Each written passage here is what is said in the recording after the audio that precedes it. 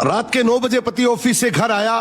पत्नी ने आते ही उससे लड़ना शुरू कर दिया क्योंकि वो उसे पसंद नहीं करती थी। पति बोला मुझे खाना तो दे दो, बहुत भूख लगी है। पत्नी बोली खुद जाकर खा लो, मुझे तो नींद आ रही है। पति चुपचाप सुनता रहा और पत्नी पूरी रात उससे झगड़ती रही। जब सुबह हुई तो पति बोला मुझे नाश्ता तो दे दो।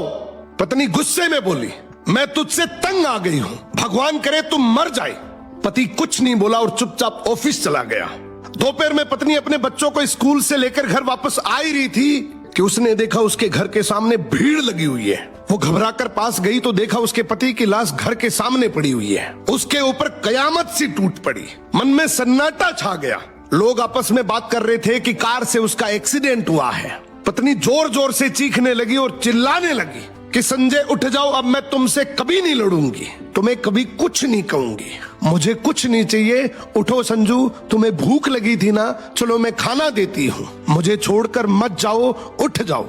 लेकिन संजय कैसे उठता, उसे तो उसकी बद्दुआओं ने मार दिया था। संजय के जाने के बाद पत्नी को दुनिया का असली रंग नजर आने लगा। रिश्ते बदलते दिखने लगे। उसके अपने उससे मुंह मोड़ने लगे। लोग उसे गंदी नजरों से देखने लगे। कुछ ही दिनों में उसका घर भी उससे छीन लिया गया। जो हिस्सा उसका बनता था ससुराल वालों ने उसे दे दिया। पति के मरने के बाद पत्नी को एहसास हुआ पति जैसा भी हो, चाहे पसंद का हो या नापसंद का, लेकिन वो औरत के सर का ताज होता है। अगर इस बात से सहमत हो तो कमेंट में यस टाइप करना।